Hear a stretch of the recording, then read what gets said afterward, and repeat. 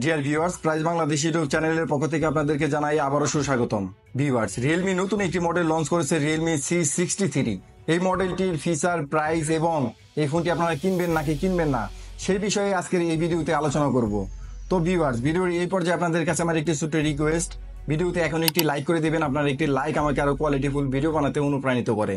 তো ভিউয়ার্স, এই ফোনটির টপ সাইড টোটালি ফ্রেশ রাখা হয়েছে এবং ডান পাশে আপনারা সাইড মাউন্টেড ফিঙ্গারপ্রিন্ট স্ক্যানার এবং ভলিউম রকার্স পেয়ে যাবেন এবং বাম পাশে সিম ট্রে ইউজ করা হয়েছে এবং ডাউন প্যানেলে আপনারা পেয়ে যাবেন হেডফোন জ্যাক, মাইক্রোফোন এবং টাইপ সি চার্জিং পোর্ট এবং লাউড স্পিকার। এই ফোনটিতে কোনো নয়েজ ক্যান্সেলেশন মাইক নেই, তবে এটা আমাদের এই প্রাইজের মধ্যে প্রত্যাশা ছিল। ফোনটিতে দুটি কালার ইউজ করা হয়েছে, একটি হচ্ছে লেদার ব্লু আর একটি কালার হচ্ছে জেড গ্রিন। এই ফোনটিতে আপনারা পেয়ে যাবেন IP54 রেটিং, যার কারণে এটি ধুলোবালি থেকে সুরক্ষিত থাকবে। এই ফোনটির পেছনে হচ্ছে আপনারা আইফোনের মতো ক্যামেরা বাম্পার পেয়ে যাবেন। ডিজাইনের দিক থেকে এই ফোনটিকে আপনারা অনেকেই আইফোন বলেও চালিয়ে নিতে পারবেন। এখন আসি এই ফোনটির ডিসপ্লে প্যানেল নিয়ে। এই ফোনটিতে আপনারা বড় সড়ো একটি ডিসপ্লে পেয়ে যাচ্ছেন। এটার সাইজ হচ্ছে 6.75 ইঞ্চি আর এটির রেজলিউশন হচ্ছে HD+ রেজলিউশন। তবে এটার পিক ব্রাইটনেসটা কিন্তু আমার কাছে মোটেও ভালো লাগেনি।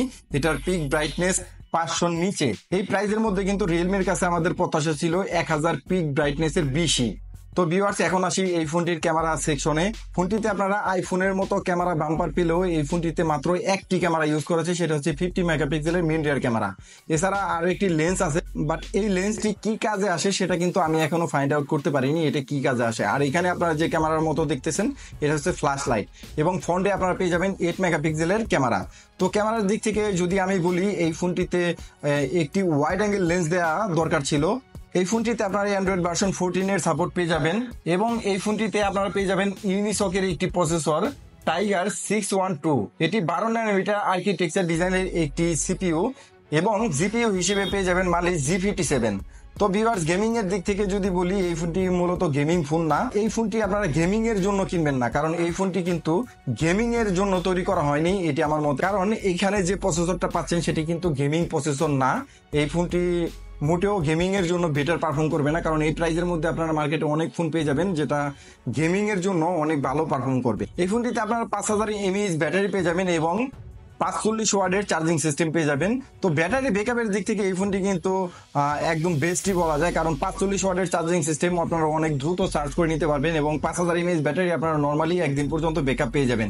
তো ব্যাটারি এবং ডিজাইনের দিক থেকে এই ফোনটি আমার অনেক ভালো লেগেছে, তবে গেমিং পারফরমেন্স এবং ক্যামেরা সেকশনে আর একটু ইমপ্রুভ করার দরকার ছিল। এই ফোনটি আপনারা দুটি ভেরিয়েন্টে পেয়ে যাবেন। একটি ভেরিয়েন্ট হচ্ছে 6GB RAM 128GB phone storage, যার দাম হচ্ছে 16,999 টাকা।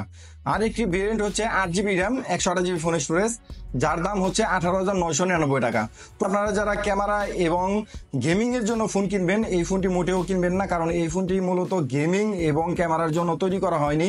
তবে ডিজাইন এবং ব্যাটারি ব্যাকআপের জন্য যারা ফোন চয়েস করতে চাচ্ছেন তারা এই ফোনটি দেখতে পারেন।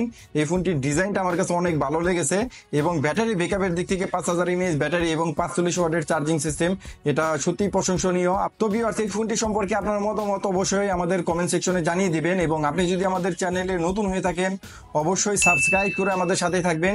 দেখা হবে পরের ভিডিওতে। আসসালামু আলাইকুম।